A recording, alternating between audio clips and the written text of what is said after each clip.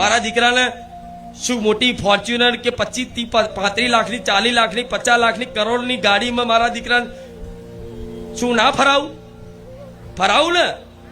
મારા દીકરાએ કોઈ દાડ મને પ્રાર્થના નહીં કરી કે મારે આવી ગાડી લાવી છે.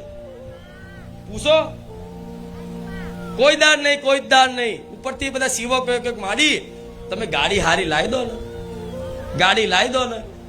એમ કે તમે ખાલી અબીલ પ્રાર્થના કરશો તો આ રવિવાર નહીં થાય, ગાડી આવી જાય. અને હું કહું છું પટેલ, મારો દીકરો ખાલી પ્રાર્થના કરે ને મારા આ ગાડી લાવી છે, આવતો રવિવાર ના થાય અને ગાડી ઊભી હોય. પણ એ માગતો નહીં.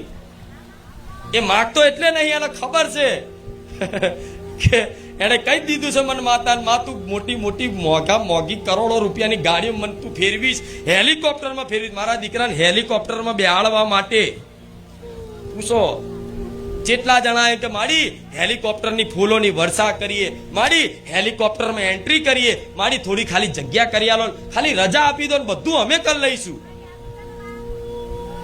શું મારા દીકરાને હેલિકોપ્ટરમાં બેહવા મળે છે છતાંય મારો દીકરો મારી હોમું જોઈને એવું કે માડી હેલિકોપ્ટરમાં બેહાડી તું મને લલચાઈશ નહીં, ભલે તું વિમાનમાં બેહાડું પણ હું તને નહીં છોડવાનો. ભલે તું ફોરેન મોકલું, લંડન મોકલું, પ્રાઇવેટ જેટમાં ફરાવું, પણ માડી મારે જે જોઈએ છે એ તો તારો પ્રેમ, મારે બીજું કશું જોવતું ને. માં હાથે કરીને આવું કરે લે હેલિકોપ્ટર બેહાડું, લે વિમાનમાં બેહાડું, જો દીકરો રાજી થઈ જાય. મારા એવું નહીં કહેતી મારા દીકરા ના ફરાવડાવું, એ ખાલી ઈચ્છા કરે ને તો એમને એ વિમાન લાઈન મેલ દો પટેલ તો ખબર છે.